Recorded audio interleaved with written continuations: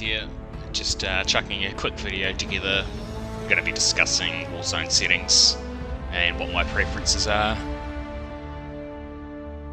mainly for the boys, for when they're catching up and finally getting on board with Warzone 2.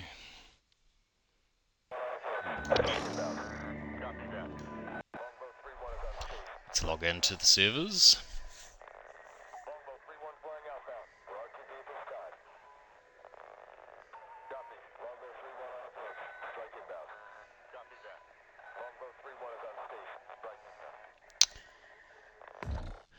Rightio.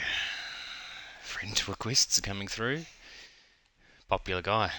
Right, so this is like your home landing page. So we've got DMZ, Warzone, Battle Royale, and multiplayer modes. Here they are again, sort of listed twice. So you can click on Royale Quads. It takes you to the Battle Royale server where you start searching. If you back out from that, the menus are a bit buggy and messy at the moment, but you can see more menus, more options. You've got quads, duos, trios, unhinged trios, which is when you can change squads during a battle with proximity chat. You can sort of talk to people and get them to join your squad, vice versa. So anyway, just in terms of the Battle Royale quads is what I've been searching.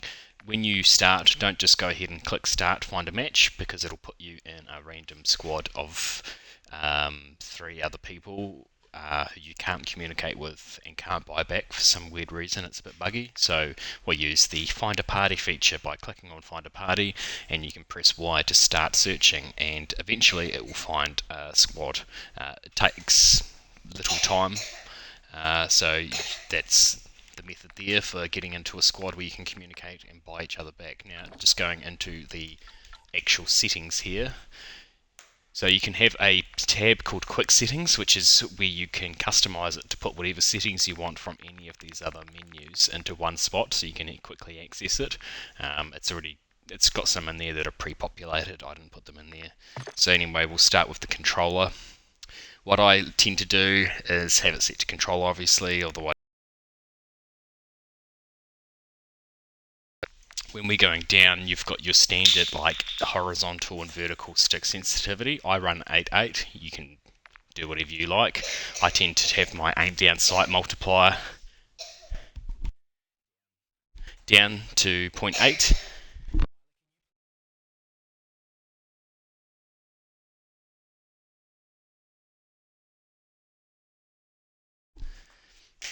Okay, so we can also have a sensitivity multiplier.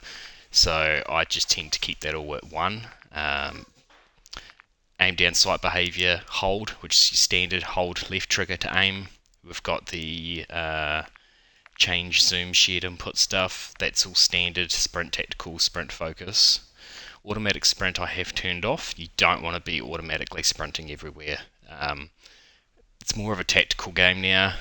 It's not just sweaty running gun, shoot everybody in the face still with a slide cancelling 360 no scope bullshit. You got to think about your engagements a lot better and get a good position. I don't have auto sprint on. I may change that later. We have equipment behavior, hold, so that's how you cook grenades. Weapon mount activation, aim down sight, and melee. Interact reload behavior is something that you want to change here. So by default it's set to tap to reload. So you press tap it on the X and it reloads your weapon straight away. You want to do hold down to reload or tap to interact is the one that you actually want there. Armor plate behavior, apply 1, that's how I have it as standard. Aim assist type on the advanced tab, you want Black Ops. So you run Black Ops and it's slightly better aim assist than the default. Default is the second best. Precision and focusing are garbage. Aim response curve type I have set to dynamic. Aim sensitivity multiplier focus is just set to 100. When you have your dead zones, you can press X to show your dead zones. I have my left stick at 0.4 and my right stick at 0.4. Now, do not copy these settings. They are specific to your controller, so you can kind of see when you leave your controller alone and you're not touching the sticks, if you've got some drift, you need to bump up that left stick minimum, right stick minimum. Basically just bring it all the way down until you start getting the drift, and then you bring it back up one so that you are not drifting. And that just makes everything a lot more responsive when you're aiming. It's like less input lag as such, like a lower millisecond for when you're snapping left and right with your stick. Movement behaviors, I've got tactical tactical sprint behaviors set to toggle, auto move forward is off, grounded mantle is off, airborne mantle is off, parachute auto deploy is set to off by default. I've switched it to on because I kept joining lobbies and I was AFK and I just kept crashing into the ground and dying. I've got my door bash on because I don't care about that. If I want to bash a door, I want to bash a door. I know what I'm doing. And I think all of this other stuff, it really doesn't matter. You just have it set to how you want. Now I'll go to the graphics. Have the on-demand texture streaming set to on.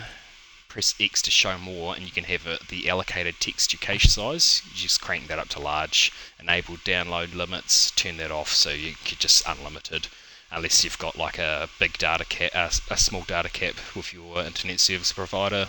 I just have that shit cranked to the max for better graphics. World motion blur, you want that set to off. I don't know why I had it on there. It must have turned back on by default.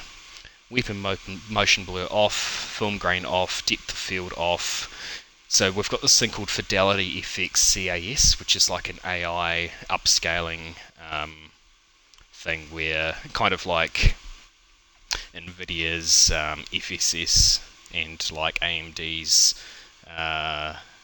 machine learning AI stuff, how it like increases the resolution from a lower resolution. So I have the strength set at 50.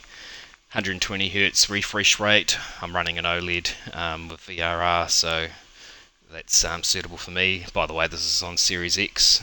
Field of view, I'm running 103, which is just a preference. Somewhere between 100 and 110 is suitable. Other than that, those are pretty much it. In terms of audio, you might want to just turn down your threshold to about sort of 56ish. It's really loud. All the mics are just tuned up to the crazy. Like anyone that you join, you can hear everything in their background. So I just turn my mic threshold down to about 50. Voice chat volume, I have it set to about 30, and that's still quite high. And mic volume is about 40. This is just specifically for myself. I'm running the SteelSeries Arctis 9X. So everyone else will have different, but just don't forget you can change those settings if everything just sounds really loud. And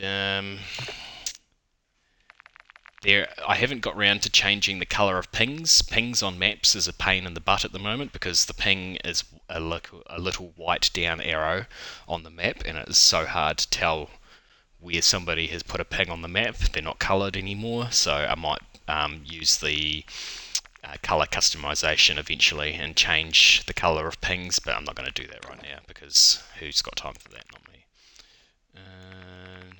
Other than that, that should be it for Warzone 2 settings to get you started.